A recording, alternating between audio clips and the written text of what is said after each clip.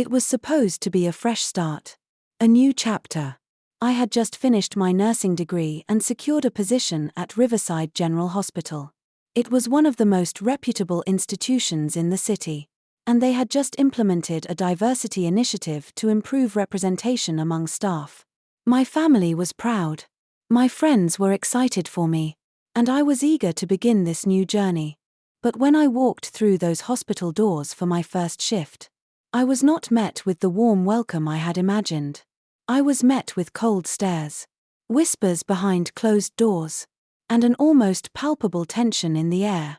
I remember walking past the nurses' station, hoping for a friendly nod or a greeting. But all I received was a quick glance and then eyes quickly averting back to whatever they were doing. The air felt heavy.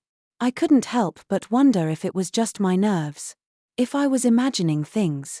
But deep down, I knew the truth. The truth was that I was different. Not just because I was a woman or because I was new to the job, but because I was black. And it was something I couldn't hide. It became clearer with each passing hour. I overheard snippets of conversation between my colleagues as I settled into the rhythm of the hospital. I heard them whispering about diversity hires and how things were getting politically correct. Those words stung in a way I couldn't explain, like a sharp, invisible arrow piercing through the heart of my aspirations.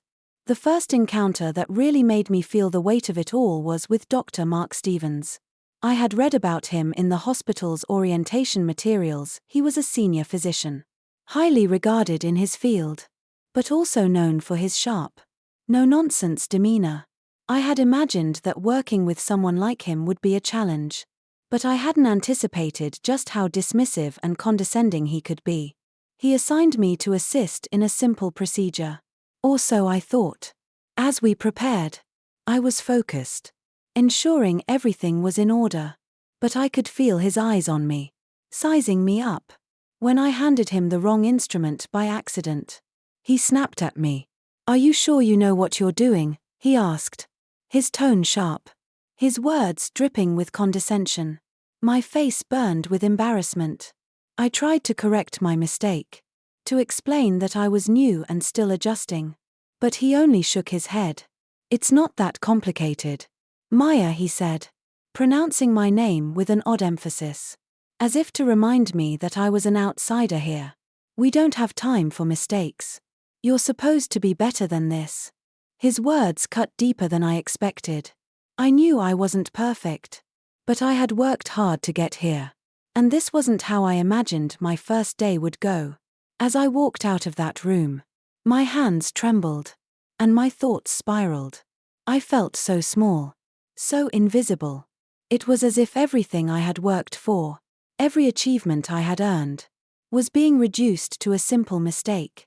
A mistake that wasn't mine, but one that he had projected onto me because of the color of my skin. I didn't tell anyone. I kept it inside, bottled up like I had done so many times before. I didn't want to seem weak. I didn't want to be that person. But I couldn't help the way I felt. I was isolated. And I knew, deep down, that no one saw me for who I truly was. I wasn't just a nurse. I wasn't just a professional. I was the black nurse, the token diversity hire. That was the only label that seemed to matter to them. The days blurred together after that. Dr. Stevens continued to treat me with a mixture of disdain and superiority.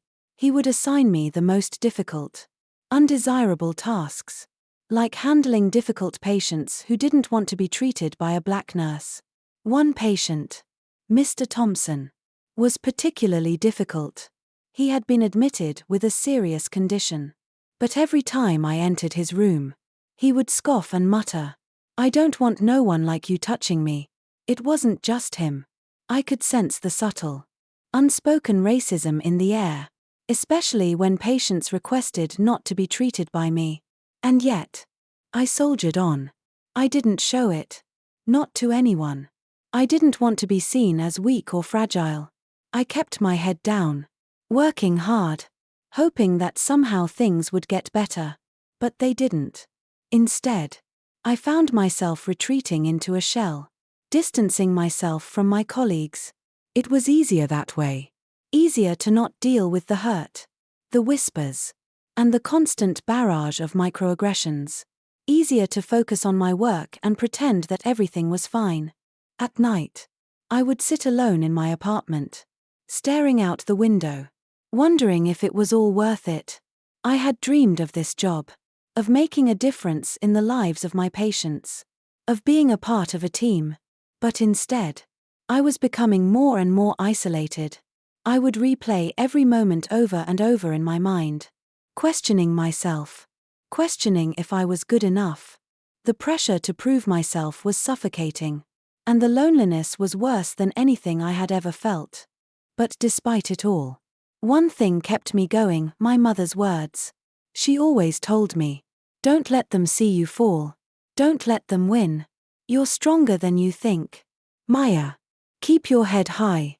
And so, every day, I went back to Riverside General, hoping that tomorrow would be different, hoping that somehow it would get better. Because, in the depths of my heart, I still believed in the power of perseverance. I still believed that one day, my hard work would be recognized. But for now, I was still fighting. Fighting to be seen. Fighting to belong. Weeks passed, and the weight of the situation at Riverside General grew heavier with each shift. I kept telling myself that things would get better, that with time, the awkwardness would fade, that eventually, my hard work would speak for itself. But instead of things getting easier, they only became more difficult. Dr. Stevens, still condescending and distant, seemed to be on a mission to prove I wasn't qualified for my position. It was like he was waiting for me to fail, to make a mistake. He assigned me to tasks that were far beyond my experience level, always under the watchful eye of his critical gaze. I could almost hear his internal judgment: "She's not capable. She doesn't belong here." One day, I was asked to take on a complex case: Mr. Thompson, the same patient who had made his racist comments. He had been admitted with severe complications, and Dr. Stevens expected me to handle it. I remember feeling a tight knot in my stomach. I had no choice but to take the assignment, even though I knew I was being set up for failure. If anything went wrong, I would be blamed, not just as a nurse, but as the black nurse who wasn't good enough. The night I spent caring for Mr. Thompson was a blur of tension. He didn't want me near him. He made it clear every time I entered his room. "I don't trust people like you," he would mutter under his breath, loud enough for me to hear. I didn't react. I couldn't. I had learned that reacting would only give them more ammunition to use against me. So, I kept my composure, my professionalism intact. But inside, I was exhausted. I was drained. The emotional toll of facing subtle racial prejudice day in and day out was beginning to erode the optimism I had once held on to. The whispers in the hallways became louder, too. Some of my colleagues would talk in hushed tones, eyes darting in my direction, casting side glances at me like I was an outsider. They would talk about diversity quotas and filling positions that had nothing to do with merit. I overheard one nurse say, "I don't know if she's really cut out for this job. I mean, it's great that they hired her, but she's just another diversity hire." Hearing that, I felt a fire igniting within me. But it wasn't the kind of fire that burns brightly. It was a slow, simmering kind of anger. The kind that builds up over time until you're too weary to keep fighting. But fight I did. Every day, I pushed myself harder, determined to prove them wrong. I couldn't let them break me. The worst part was the sense of isolation. Even when I was surrounded by people, I felt utterly alone. I ate lunch in silence, tucked away in a corner of the break room, avoiding the uncomfortable stares of my co-workers. I was no longer a part of the team. I was simply there, going through the motions, hiding behind my duties. The emotional toll was taking its toll on my health. I couldn't sleep, couldn't eat properly, always felt anxious. I had learned to mask it well, to put on a brave face and pretend that everything was fine. But deep down, the frustration, the anger, and the sadness were eating away at me. I would often find myself wondering, am I doing the right thing? Why am I putting myself through this? And yet, despite everything, there was a small flicker of hope inside me. A belief that one day, things would change. That my persistence, my resilience, would eventually pay off. That I would find a way to rise above all this adversity. To be seen as the capable, competent nurse I knew I was. But that change wouldn't come easily. It wouldn't come until I met someone who would see me not for my skin color or my title, but for the person I truly was. A patient would change the course of everything, and in the most unexpected of ways. I would learn that sometimes, the most difficult battles are the ones we fight within ourselves. For now, I kept my head down and focused on my patients. I kept working harder, hoping that one day I would be seen for my abilities rather than the color of my skin. But little did I know, my fight for equality and respect was only just beginning. It was just another day at Riverside General. Or so I thought. The hospital was busy as always. Patients in and out. Everyone hustling through the motions, trying to keep up with the never-ending demands of the job. But there was something different about this day. Something that made the air feel a little heavier. A little more electric. I was assigned to care for a new patient. A man who had been admitted after a skiing accident. His name was Michael Carter, and at first, I didn't think much of it. He was a middle-aged man. Not the worst injury I'd seen, but certainly serious enough to keep him in the hospital for a while. As I made my way to his room, I noticed the shift in the atmosphere. Doctors, nurses, and staff were speaking in lower voices, as if they were trying to keep his presence a secret. There was a certain kind of hush surrounding him that I couldn't quite place. When I walked into his room, I wasn't prepared for what I saw. Michael Carter was lying in bed, his leg in a cast, looking like he'd been through hell. But his eyes were sharp. They were full of life. Observant and aware in a way I hadn't seen from many of the patients I'd cared for. There was a calmness about him, an unspoken sense of authority that I immediately picked up on. "Good afternoon, Mr. Carter," I said, putting on my best professional smile. He looked up at me and smiled warmly. "Afternoon, Nurse Johnson. How are you doing today?" I was taken aback. Not because he asked, but because of the way he said it. His tone was genuine, kind. It was as if he actually cared about the answer. Most patients, especially ones with money and status like him, would have barely noticed who was walking into their room. But Michael Carter was different. "I'm doing well, thank you," I replied, adjusting his four-drip. "How are you feeling?" He gave a small wince as I adjusted the line, but he kept his gaze steady. "Not great, but I'll live. What about you?" "Maya, you look like you've had a long day." I was caught off guard again. Most patients didn't care about the nurses, they were too focused on their own pain, their own discomfort. But Michael was different. His question felt more like a genuine inquiry, not just a polite exchange. "I've had better days," I said, shrugging lightly, "but I'm managing." The conversation shifted to his accident. How he had been skiing in Aspen when he lost control and crashed, injuring his leg and needing immediate medical care. He explained the specifics of his treatment. And as I listened, I couldn't help but notice how sharp he was. He wasn't just another wealthy businessman who was used to people speaking over him or dismissing his opinions. No. Michael Carter was someone who knew how to take charge, how to control a room with nothing but his presence. I was working with him for a few days, and with each passing hour, I began to feel a sense of ease around him that I hadn't felt with anyone else in the hospital. It was almost like he could sense the tension I was carrying, the weight of the discrimination I had been facing.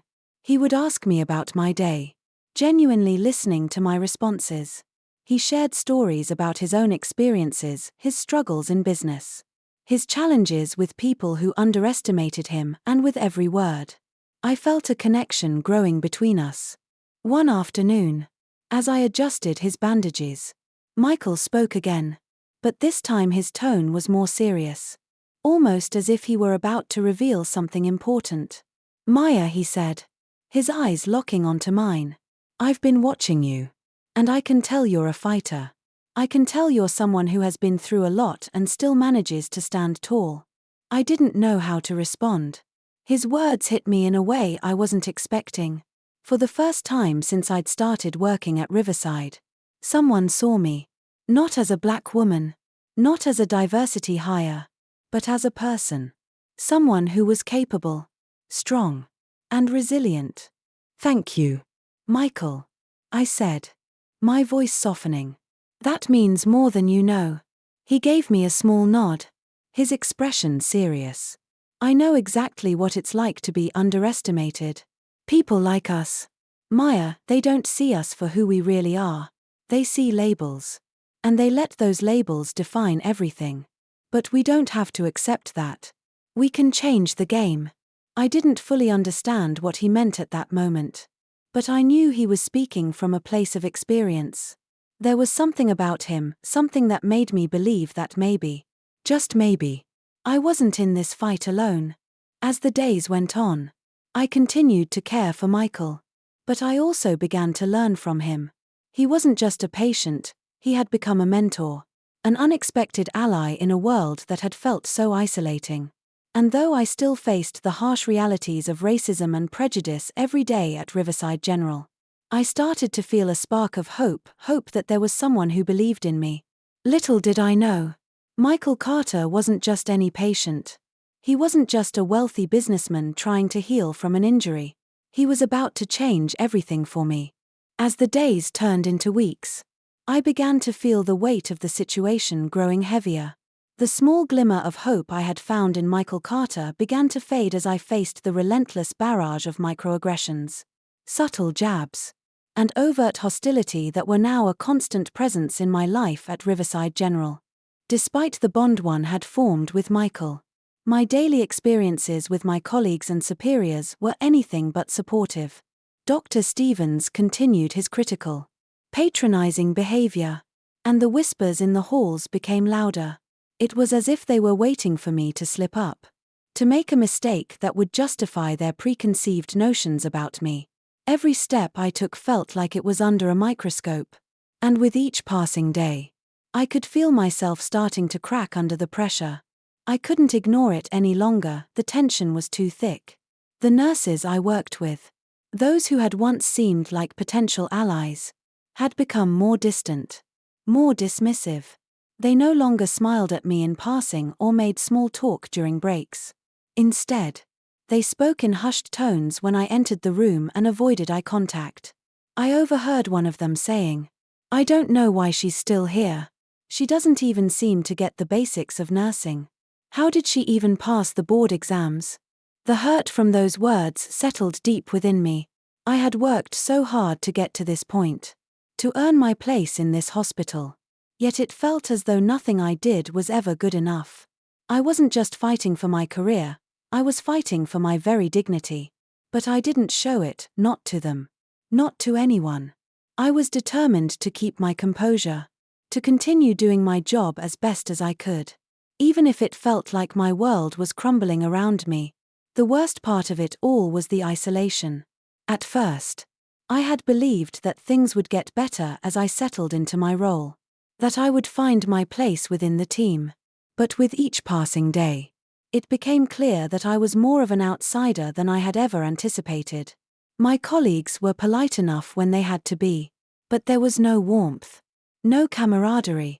I spent my breaks alone, retreating to the empty corners of the hospital, where I could breathe without the judgment of others pressing down on me. Then there was the constant scrutiny of my performance.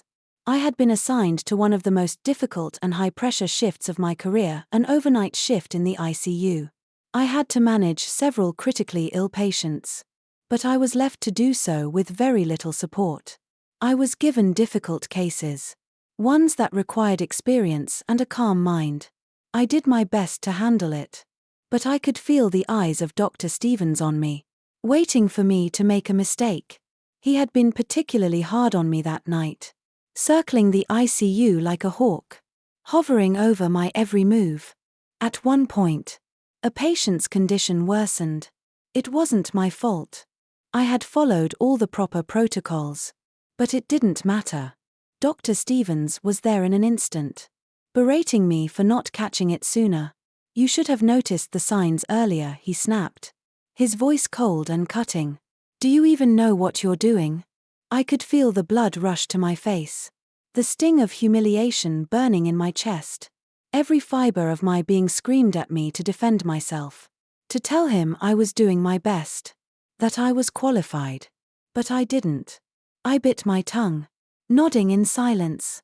The last thing I needed was to give him more ammunition to use against me.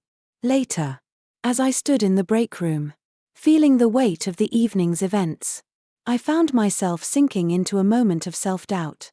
I had always been strong, resilient even in the face of adversity, but at that moment, I wasn't sure how much more I could take. I felt like I was losing myself, losing the person I had worked so hard to become. The constant struggle was wearing me down.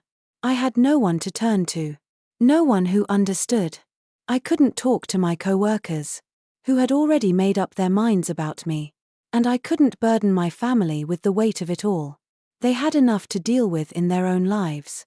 And yet, in the midst of it all, I couldn't forget what Michael had said to me. He had recognized the strength in me when I couldn't see it myself. He had seen something in me that no one else seemed to acknowledge. As much as the hostility and isolation tore at me, I refused to let it break me. Michael's words echoed in my mind, "We can change the game." It was that thought that kept me going. Even though the strain was unbearable at times, I couldn't give up. I had to keep pushing forward. I had to prove to myself and to them that I was more than the label they tried to place on me. I would rise above this. I had no other choice. It had been one of those nights when everything seemed to be happening at once: patients in critical condition, complications arising from every direction. The ICU was in chaos. But I was determined to keep it all under control. Yet, as much as I tried to maintain composure, there was a constant pressure hanging over me. It wasn't just the patients, it was the constant scrutiny of Dr. Stevens, who seemed to be lurking around every corner, waiting for me to slip up. It wasn't long before something went terribly wrong. A patient in critical condition, Mr. Davies, had suddenly taken a turn for the worse. His heart rate was dropping rapidly, and his oxygen levels were dangerously low. It wasn't just urgent, it was a crisis. I moved quickly, alerting the team and coordinating the necessary interventions. I had done everything by the book. But I still felt the eyes of Dr. Stevens on me, his judgmental gaze assessing every decision I made. Time seemed to stretch endlessly as I worked. But just as the team was about to stabilize Mr. Davies, I realized something that would change the entire course of the operation. I noticed that Dr. Stevens, in the midst of the flurry, had missed a crucial detail. A small but important piece of information had slipped past him, something that, had I not caught it, could have led to a disastrous outcome. My heart raced as I made the decision to speak up. "Dr. Stevens," I said, my voice steady despite the panic threatening to rise in my chest, "I believe we missed a step. His vitals are fluctuating, and we need to adjust the dosage of the medication immediately." There was a pause, a moment of tension hanging in the air. Dr. Stevens looked at me, his eyes narrowing as he processed what I had said. For a moment, I thought he might acknowledge it, but instead, his face hardened with disdain. "No, Nurse Johnson," he said, his voice cold. "I think you're mistaken. I've been doing this for years. You should trust my judgment." The words were like a slap in the face. I had saved Mr. Davies' life in that moment, and yet all I could feel was the sting of his dismissal. But I didn't back down. I repeated my reasoning, my voice firm and calm. This wasn't about pride, it was about the patient's life. Finally, after what felt like an eternity, Dr. Stevens grudgingly agreed. The changes I had suggested were implemented, and Mr. Davies was stabilized. But the moment felt bittersweet. I had proven myself right. But at what cost? I could already feel the hostility building, the resentment in the air. Just as I was beginning to process the weight of what had just happened, a familiar voice cut through the tension. Dr. Stevens. Enough. Michael Carter's voice rang out from the doorway, commanding the attention of everyone in the room. I hadn't seen Michael since his admission. But there he was, standing tall, a commanding presence even in his hospital gown, with his leg still in a cast. He had been quietly observing from the sidelines. But now, with a calm authority, he stepped into the chaos of the ICU. Dr. Stevens froze, his expression shifting from frustration to surprise. "What are you doing here?" he asked, his tone sharp. "I'm here to make sure that this hospital does right by its patients," Michael replied, his voice unwavering. "And I'm here to stop this nonsense from going any further." Michael's words hit like a thunderclap in the room. It wasn't just what he said, it was the way he said it. There was no question in his voice. No hesitation. He was taking charge. "I've been watching.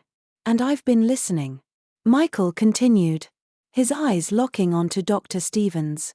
"And what I've seen here is unacceptable. This hospital is supposed to be a place where people come to heal, not a battleground for petty politics and prejudice." Dr. Stevens opened his mouth to protest. But Michael didn't give him the chance. "No. You've made it clear that you don't respect Nurse Johnson. You've made it clear that you think she's not capable. But let me tell you something. Stevens, what I just witnessed was a nurse who saved a life. And she did it in the face of your arrogance." The room fell silent. My heart pounded in my chest. But I couldn't help the surge of gratitude that rushed through me. Michael had just intervened in the most public and powerful way possible, standing up for me when no one else would. Dr. Stevens was speechless. I had never seen him so thoroughly taken aback. But Michael didn't stop there.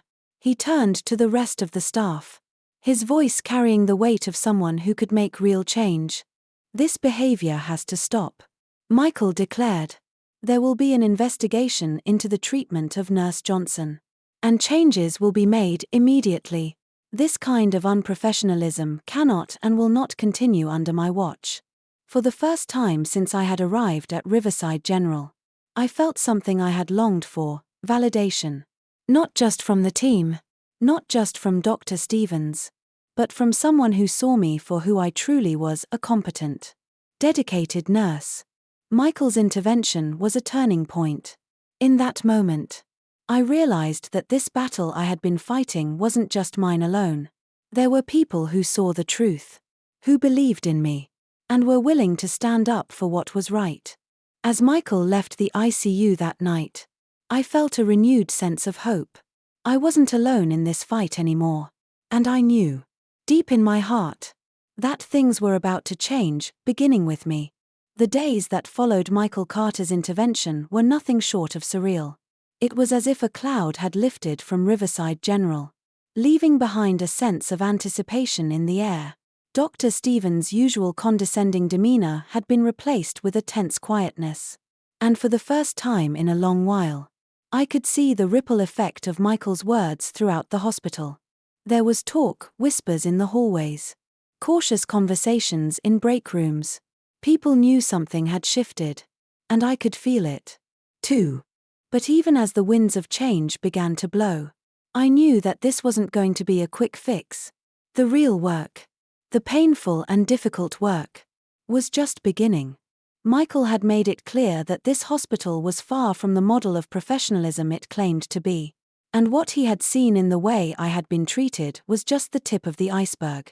There were deep-rooted issues at Riverside General, issues that were not limited to just one arrogant doctor.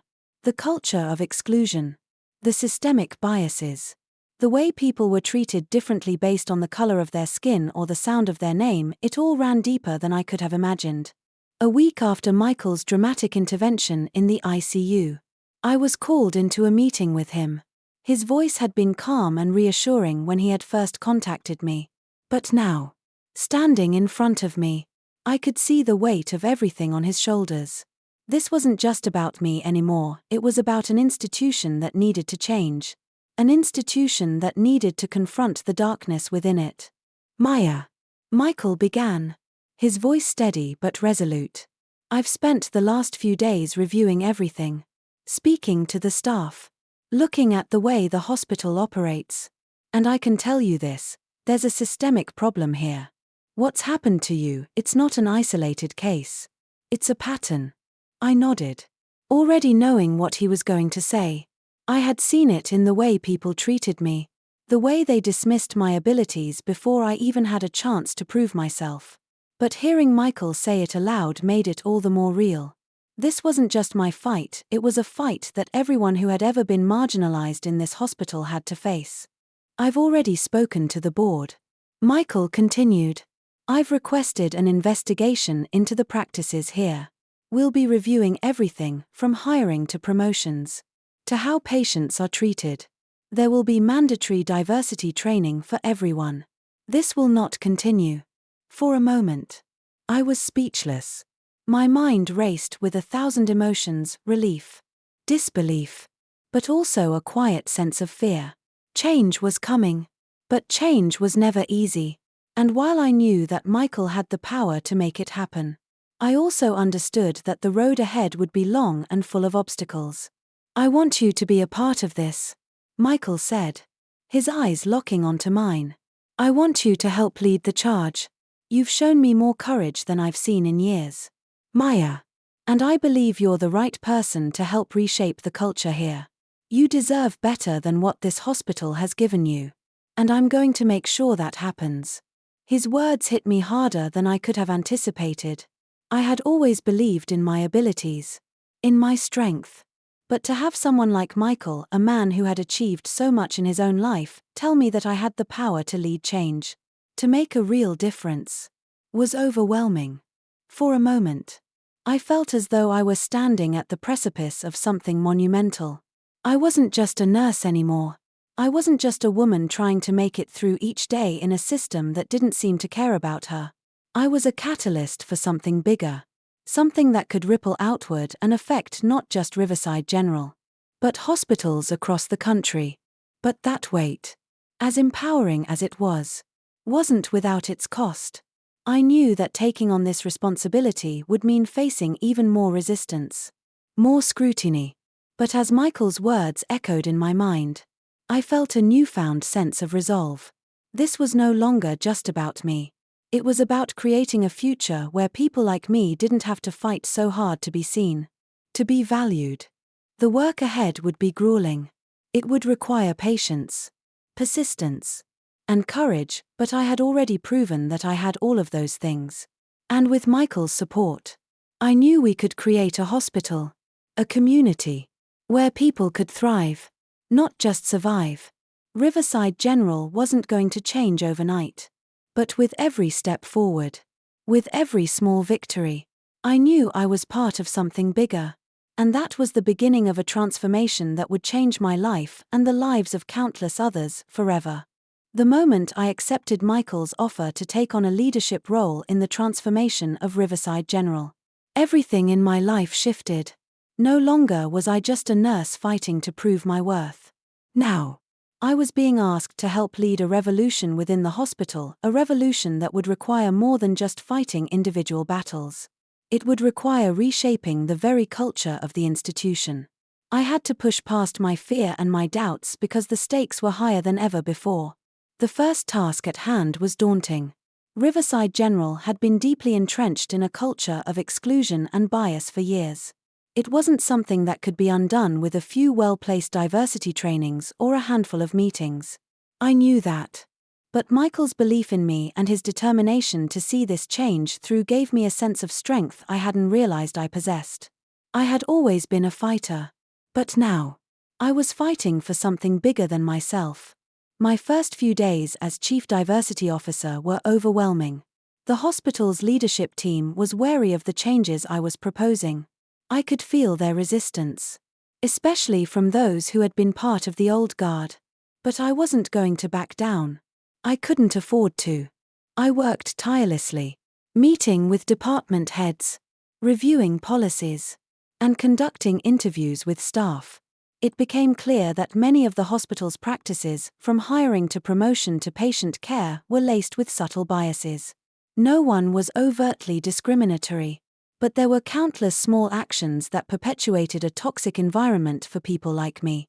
People of color, women, and anyone who didn't fit the mold were routinely pushed to the sidelines, their contributions dismissed before they had a chance to make a difference. One of the most powerful moments in those early days came when I sat down with a group of nurses who, just months ago, had treated me with cold indifference. They had seen me as an outsider, someone who didn't belong. But now, as they listened to me speak about the need for real, lasting change, I saw something shift in their eyes. They didn't just see me as a diversity hire anymore. They saw someone who was ready to stand up and fight for the same rights they themselves wanted. It was a subtle change, but it was the beginning of something profound. I wasn't just asking for their support, I was challenging them to examine their own biases and their own roles in perpetuating the status quo. I asked them to think about the ways in which their actions, their words, and their attitudes could either uplift or harm those around them. It wasn't always easy for them to hear, but it was necessary. I wanted them to understand that we could no longer afford to ignore the underlying issues.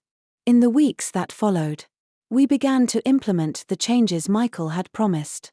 We rolled out a hospital-wide diversity training program, one that wasn't just a checkbox to tick off, but an ongoing dialogue that required everyone, from doctors to nurses to administrative staff, to take a hard look at their own biases and behaviors. Resistance was inevitable. There were complaints from some of the older staff who didn't want to change, who didn't believe that anything was wrong with the way things had always been. But I wasn't interested in appeasing people who didn't want progress. I wasn't interested in maintaining the status quo. My job wasn't to make people comfortable, it was to make them confront the uncomfortable truths they had spent so long ignoring. I worked with Michael to ensure that the changes were not only made but sustained. We started regular feedback sessions, where staff could voice their concerns and suggestions for further improvement. Slowly but surely, we began to build a community that was more inclusive, more supportive, and more aware of the importance of empathy in patient care. And yet, as much as the changes were being made at the institutional level, I knew that real transformation would take time. It would take years, even decades, to undo the deep-seated prejudices and biases that had shaped Riverside General for so long. But we were on the right path, and every small victory, every small change, felt like a step toward something better. Looking back on those early days, I realized just how much I had grown. I wasn't the same woman who had walked into Riverside General months ago, unsure of herself and constantly fighting to prove her worth. I had become a leader, someone who had the power to effect change, not just for herself, but for everyone who came after her. The battle wasn't over. It never would be. But as I looked around at the staff who were beginning to embrace these changes, I knew one thing for certain: I was exactly where I was meant to be. The road to change was long, winding, and filled with obstacles. But in the months that followed Michael Carter's intervention, it became clear that Riverside General was beginning to transform. Slowly, almost imperceptibly at first, the hospital began to evolve. The ripples of the changes we had set in motion spread throughout the staff, the leadership, and the patients. It wasn't just about policies anymore, it was about changing mindsets, breaking down the walls that had kept so many of us from truly seeing one another as equals. As Chief Diversity Officer, I found myself at the heart of this transformation. Each day brought new challenges, new battles to fight. Some were small and uncomfortable conversation with a colleague about their unconscious bias, but others were monumental. It wasn't just about ensuring that diversity training programs were implemented, it was about reshaping the very way we interacted with one another, the way we cared for our patients, and the way we viewed ourselves. But I wasn't alone in this fight. Michael remained a steady and powerful ally. Someone who continued to support me through every twist and turn. He used his position to push for more accountability from the board, from the administrators, and from the doctors who had once wielded so much power.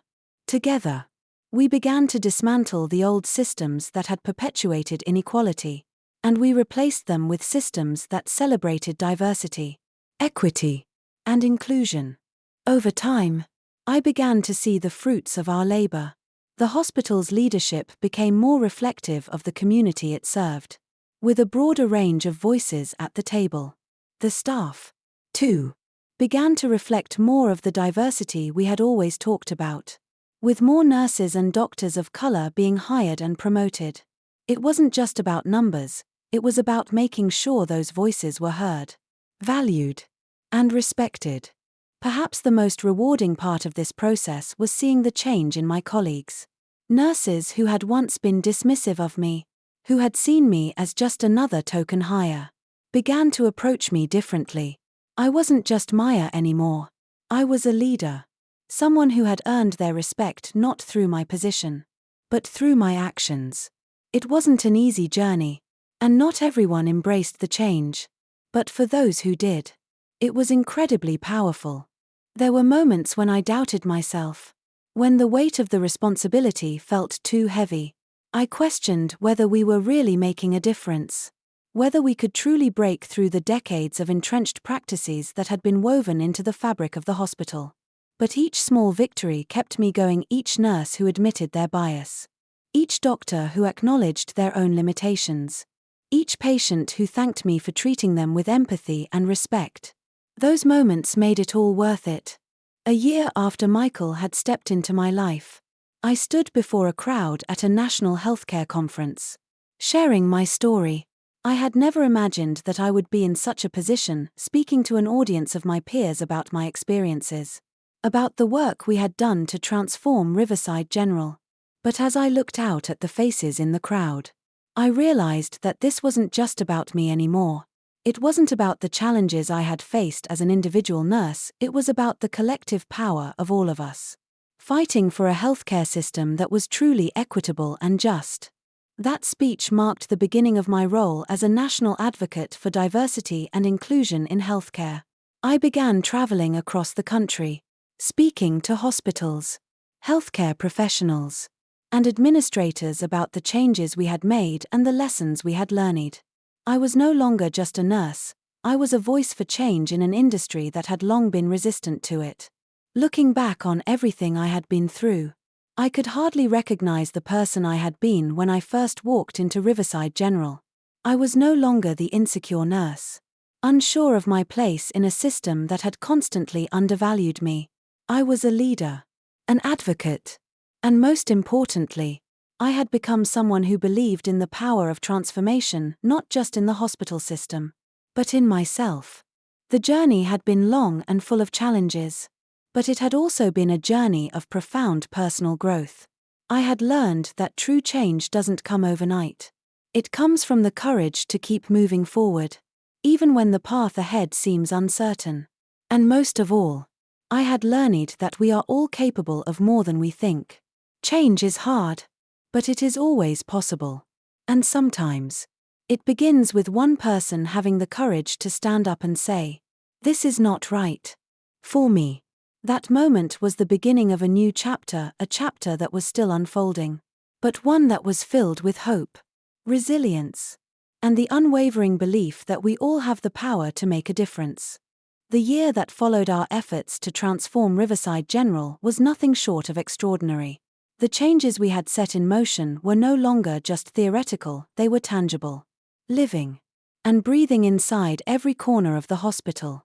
But even more than the changes to policies and procedures, the transformation I had witnessed was personal. For me, it wasn't just about shaping the culture of an institution, it was about reshaping my own identity, my understanding of what leadership meant, and what true equity could look like in a place as complex as a hospital. Riverside General was starting to feel different. The once persistent undercurrent of subtle prejudice that had pervaded our daily interactions was fading, replaced by a culture where respect, empathy, and inclusion were no longer just buzzwords, they were lived values. I could see it in the way the staff interacted with one another, the way patients were treated, and most of all, in the confidence with which new hires stepped into their roles. Diversity was no longer a statistic to check off, it was a strength that Riverside General had begun to embrace. And in turn, it made us better. We were no longer just a hospital, we were a community of people, working together to provide the best care possible, no matter our backgrounds.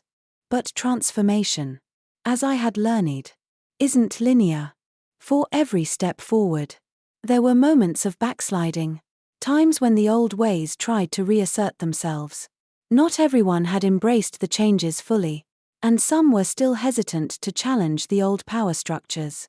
But we pressed on, aware that change, real change, required persistence and patience. It wasn't just about top-down leadership, it was about inspiring every individual, from the custodial staff to the surgeons, to examine their own biases and take responsibility for fostering a more inclusive environment. As for me, the journey had reshaped my own understanding of leadership. In the early days, I had thought that to lead, I had to have all the answers, to be someone with an unwavering sense of authority. But through this process, I learned that true leadership is about vulnerability, about being willing to confront your own limitations, and to lean into discomfort when it becomes necessary.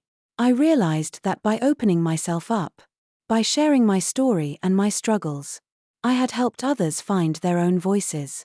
Leadership wasn't about being perfect, it was about being willing to take risks, to make mistakes, and to learn from them. It was about using my experience to advocate for those who had been marginalized, to create space for others to rise up, just as I had. My position as Chief Diversity Officer had not only given me the opportunity to help shape the hospital's future but had also transformed the way I saw myself. I was no longer just a woman trying to survive in a world that didn't see her. I was a leader, an advocate, and someone who had the power to shape systems, to challenge old assumptions, and to inspire others to believe in their own ability to make a difference. My voice had become one that demanded to be heard, and not just for myself, but for everyone who had ever been overlooked, undervalued, or pushed aside. I had become a national advocate for diversity and inclusion in healthcare, speaking at conferences, consulting with hospitals, and helping others learn from the changes we had implemented at Riverside General. But even more than the recognition I received, the greatest reward came in the form of the stories I heard from other nurses, doctors, and staff members who had faced their own struggles. I had created a space where people could share their experiences without fear of judgment, where they could speak their truths and know that they weren't alone. It was in these moments, when someone came up to me after a speech, or when a nurse shared how our work had inspired them, that I realized how far we had come. The road had been difficult, and the work was far from over. But as I reflected on everything we had accomplished, on the community we had built, on the individuals we had empowered, I knew that the ripple effect of our efforts would continue to spread. The culture of Riverside General had changed, and in doing so, it had begun to change the way healthcare was viewed across the country. What we had done wasn't just about making a single hospital better, it was about creating a model for others to follow. One where diversity, equity, and inclusion weren't just buzzwords, but cornerstones of care. As I looked back on my journey, I couldn't help but feel a sense of gratitude. The challenges, the struggles, the pain, they had all led me here. I had found my voice, and in doing so, I had helped others find theirs. This was just the beginning. The future was uncertain. But I knew one thing for sure, change was possible. And I was going to keep pushing for it, no matter how difficult the road ahead might be.